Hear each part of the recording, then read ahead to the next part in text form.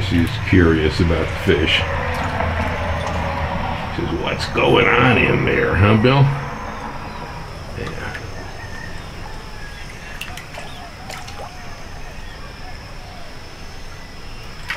I tossed him a little fish food this morning. She was up standing on the edge of the pond looking at him, but I got the camera out too late. Hey, Gracie. What do you think of those fish, huh? And go see the fish? What's up, little girl? How you there, Gracie? What's on your mind, girl? What are we gonna do today? She's been sitting here just waiting for me. She's waiting for Ellen. Is Ellen coming yet, Gracie? You hear her? Oh yeah, here she comes. What are we gonna do, huh? What do we do now that Ellen's here? We make coffee and we go get the newspaper, right, Gracie? How's your cactus?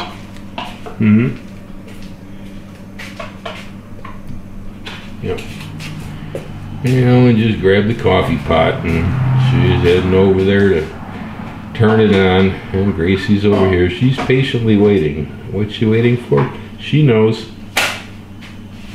It's the day to go get the newspaper off the curb, right? Yeah. So, both of us sitting here waiting to take a... Uh-oh. Someone just took over Ellen's chair.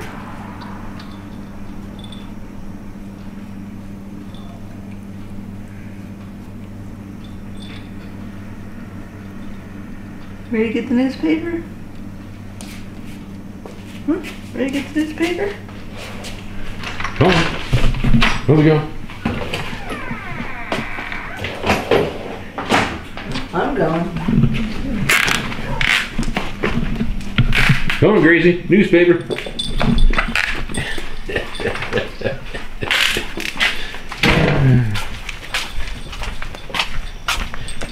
Good girl. That's a good kitty. Yeah. That's a good kitty.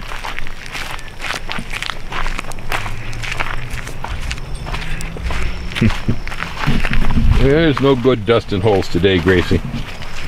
It's all wet out here. Come on. Yeah? Yeah. Good. Oh, here she comes. Yeah, good girl. That's a sweetie.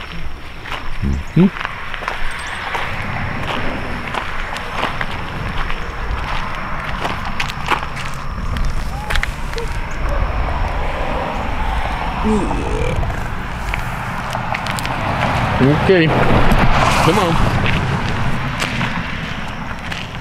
This morning she grabbed that rat and was just playing with it, you know. She just loves that little thing. Oh, the little wind-up rat? Yeah. Yeah, I know. You really picked a toy there. Yeah. Yeah, that thing don't wear out. Come on, Gracie. We're going back to the house. Yeah, kitty, kitty. That's Good, good girl. thing. Come on. Yeah. Yeah. You are such a good cat. My goodness. I swear. Come on. Let's go see what's going on in the house today, huh? I'm gonna feed the fish. All right, fish people. Oh boy, look at them fish.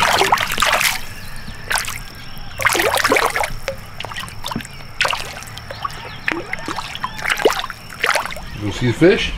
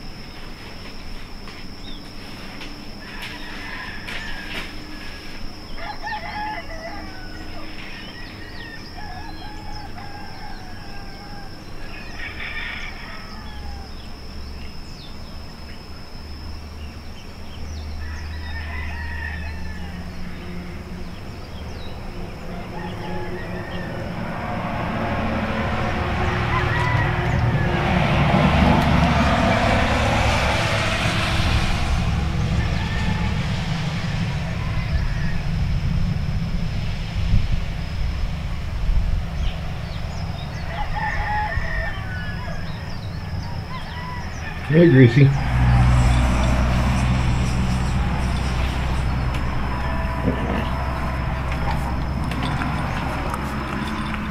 Greetings all. Well, I really never expected to do the last video on philosophy. But, you know, the times have changed for me as far as when the garden channel started. It was all about gardens. But time moves on, I pretty much decide to start talking about anything that I take a mind that I want to talk about. So we have departed from gardens, and today the departure is rather large. I like to talk about cats. Now this is something I never thought you'd catch me talking about. I've had cats around my life now and then, here and there throughout.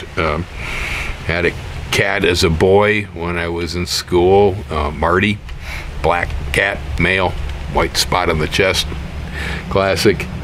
We were good friends. He was my first cat. I like Marty. Yeah, we got along pretty well. But, you know, he's a male, and so they wander.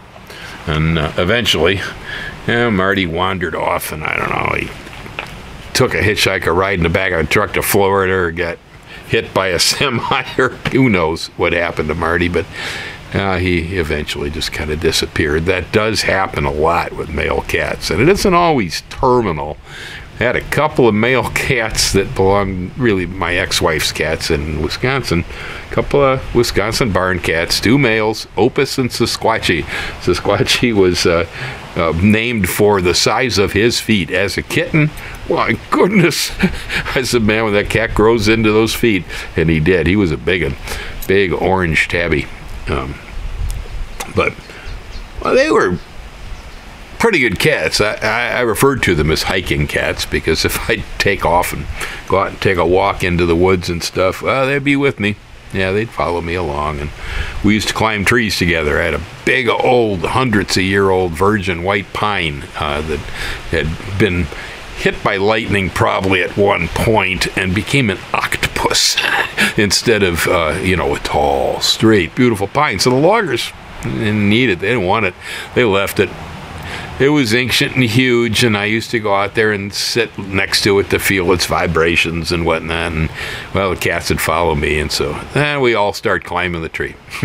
Yeah, I used to climb a tree with my cats, but Sasquatchy would always climb too high. Yeah, and he'd panic. Row, row, row, Bill, save me. And then what he'd do would be dive out of the top of the tree onto my head, and usually pierce my ear with his cat claw, and I'd come away bleeding. That was his safety net. Yeah, they were all right, but again, wandered off, and eventually I figured out what happened to both of them. And neighbor is a dairy farmer. They liked living in the dairy barn because that's where they came from originally. They were dairy farm cats. And so they moved in with the neighbor. They liked that milk. I take it, most Wisconsin cats cannot be lactose intolerant. You know, I don't know how many ever hung around when the farmers are stripping off the cows after milking. You know, there's always a little bit left in the udder, and you got to take it out by hand so they don't get mastitis. And they usually, the barn cats will be sitting over there somewhere waiting, because the farmers just love to pull that tit and shoot the milk at the cat, and the cats will like this.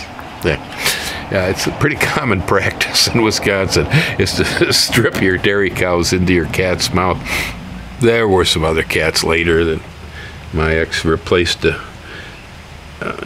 missing males, and you got a female cat, and well, anyway, that all left with her. And you know, as for me, I swore I was really never going to have pets again after I lost my pet koi fish in California. I was over here working on the house, and pond sprung a leak. Fish died. No, another story. Anyway, I said, that's it.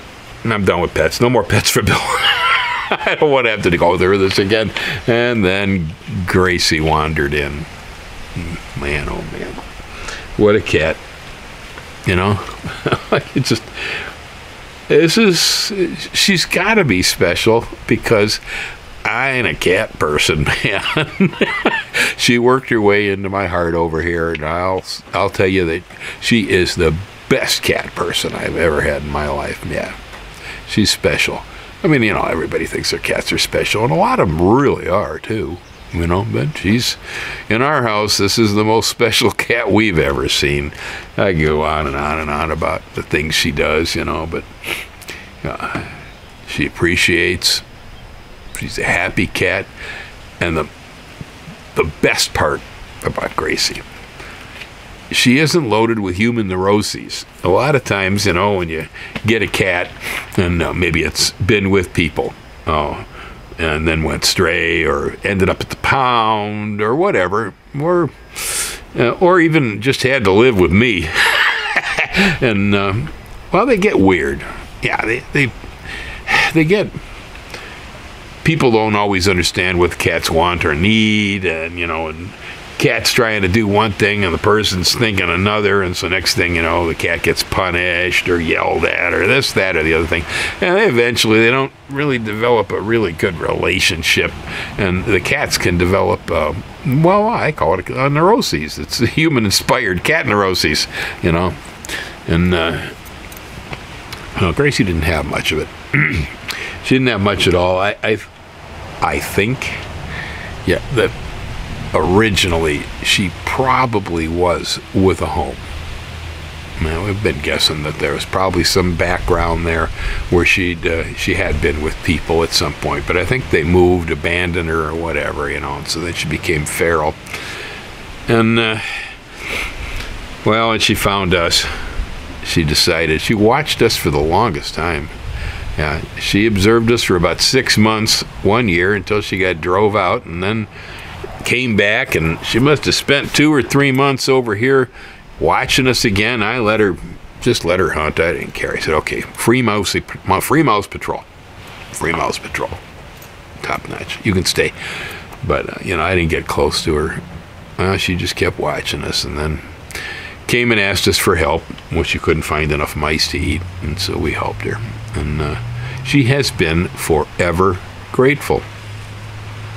That's weird. That really is. But every day, that cat will let us know. She really does. That's what's most special about Gracie. Yeah, that, and you know how it is. Cats can do things that are wrong, right? You know, it's generally speaking, cats in my garden have been problems most of the time. But not Gracie. I can count on like one hand probably all the things that she's done since she's got here that I found disagreeable and told her she couldn't do that. That mostly, she's just so easy to live with. Such a nice animal. Yeah, because in my history in the garden with cats, you know, cats meant to me. The whole time I lived in California, the neighbor's cat come over and crap in between my lettuce. And I didn't like it at all. I don't like my neighbor. I didn't like my neighbor's cat because of the fact that I'd go over and I'd address to her. I'd say, look, you know, your cat comes over every day and it craps in my food. Can you know, hold it inside after it eats long enough that it uses its litter box or something and stops using my garden as its defecation spot? Oh, no, my cat wouldn't do that. I gave her a litter box. Yeah, well, does she use it? Oh, I'm sure she does. You ever clean it? Yeah, I gave up on them, you know. Jack Mormons, they figured their cat couldn't possibly do anything like that. It's a Mormon cat. Same.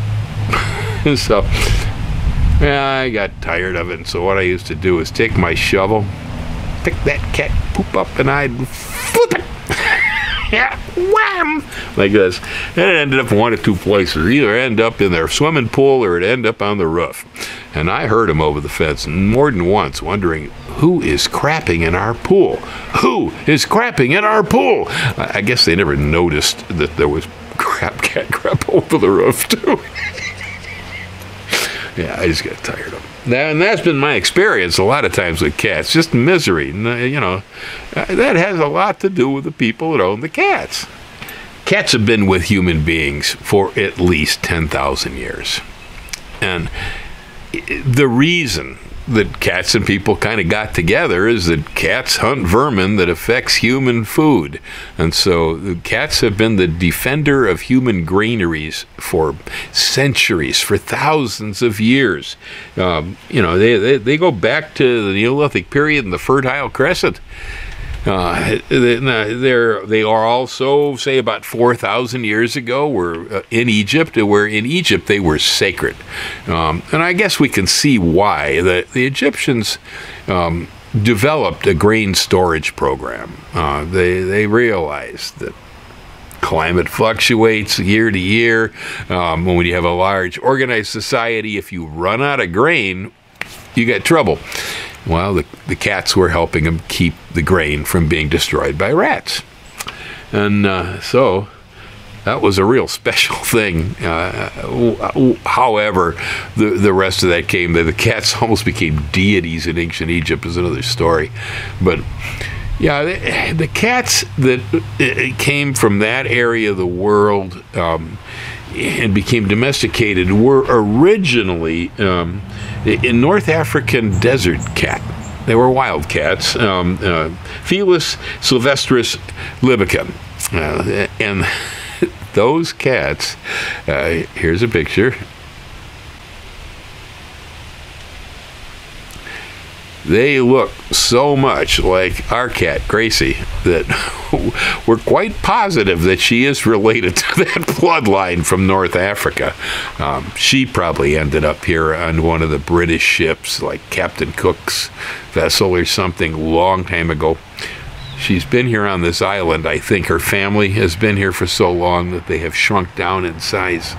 She's much smaller than her ancestors. Kind of makes her a little bit cute. She's like a forever kitten, but yeah, she's shrunk. It's island dwarfism. There's not enough food, and the animals just gradually genetically adapt to that by becoming smaller, so their diet is less. It happens in a lot of islands. I'm pretty sure that's her case. Her daughter, Callie, yeah, she's small too. And Kelly had been taken well care of. So she wasn't malnourishment or anything that caused her to shrink much, I don't think. So yeah, just a small cat. Well, with Columbus, they jumped on Columbus's ship and then they jumped off over here. So that's where the first cats came to America with. They were also with Jamestown settlers then. There appears to be evidence that the Greenland Vikings also brought cats, probably for the same reason, vermin control. Yeah, there's evidence in Greenland of cat remains in Viking settlements. So they got over here with the Vikings. Now, whether they took hold there is another story. Here in Jamestown and the ones Columbus brought, yeah, they took hold. Cats that got off those ships started breeding, and next thing you know, we had cats all over the place. The cats that came in here with the English explorers, well, you know, Polynesians did not bring cats, and they didn't have any history with them. They did bring rats.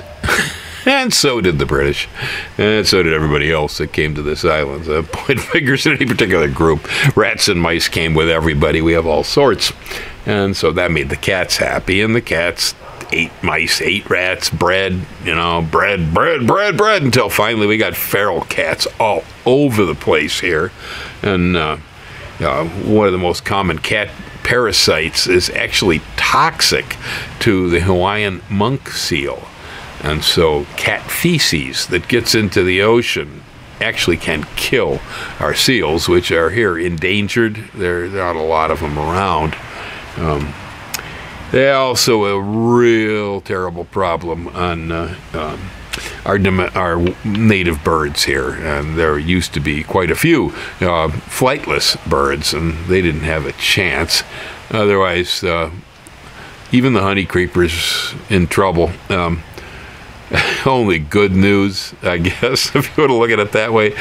Almost every native bird below 4,000 feet in these islands is extinct. It's not there anymore. So whatever the cats are eating in the bird life is all imported exotics, doves, finches, things like this. They're definitely not endangered species. Most of them are invasive instead, but that doesn't matter one way or the other as far as that goes. But yeah, in the lower island, mostly the parasites and the seals are our biggest concern. That and, well, it's the human love of that stinking cat. I mean, people, there's some people at least that just love them. And you know, uncontrolled breeding and so on is not a good thing. And feeding feral cat populations is not a good thing here at all. And it's why when Gracie came in here and I let her hunt on the farm, it's why, well, we took her in. Okay, she's no longer a feral cat. She has found her domesticated home again. She's back living with people, which is where the cats belong, because despite the fact they did have, you know, wild North African ancestors, our cats today, the domestic cats, are a separate species, Felis catus. It's its own distinct thing, and it has evolved in parallel with human beings throughout all this time. And so just like dairy cows, you know, just like you know, tame horses and whatnot, and dogs, the cats belong with people. And as long as they're with people and the people are responsible, things are fine. They are excellent at controlling vermin. That's why we keep them originally. Yeah, originally. Later they became pets, and they're cute, and they purr. The purr is, you know, attractive. The vibration rate is a healing vibration. NASA even uses it for astronauts, that vibration.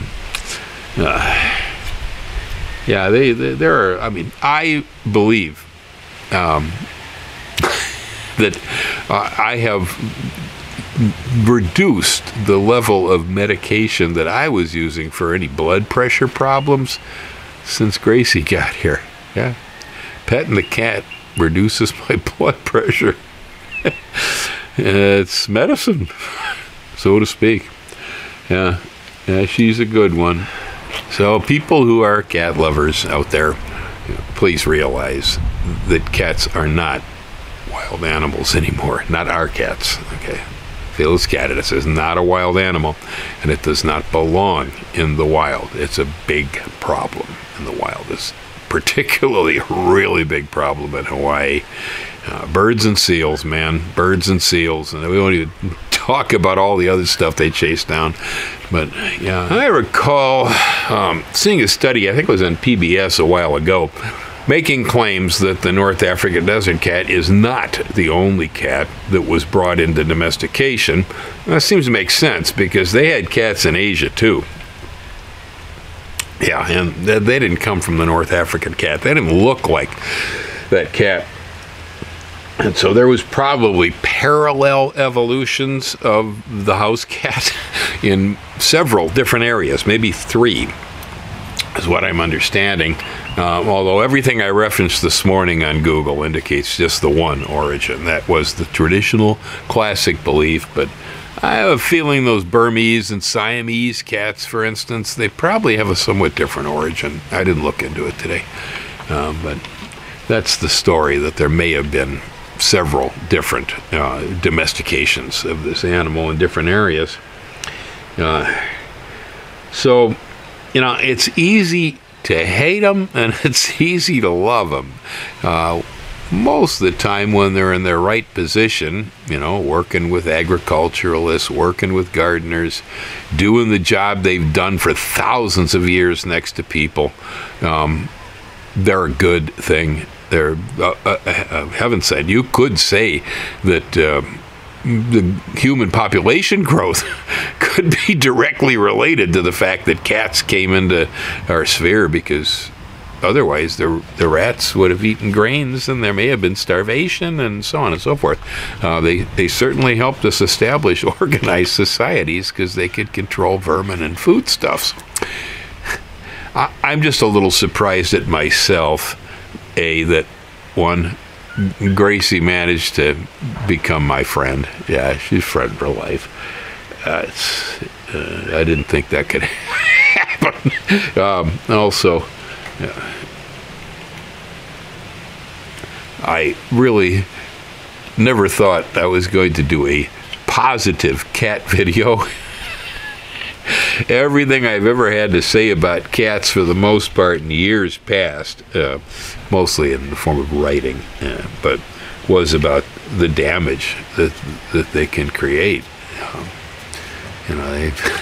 Neighbors' cats used to like to try to use my bird feeder as their feeding station in California too. That really ticked me off. But I guess that's the state of mind whenever the Cooper Hawks came in and started to feed on small birds. I always thought that was just 2 layers of bird feeder activity. So, yeah, a little prejudice there. I just like the Hawks, I guess.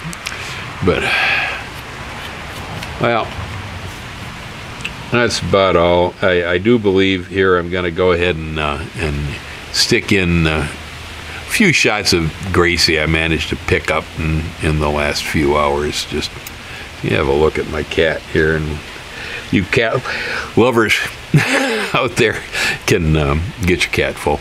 Okay? Aloha.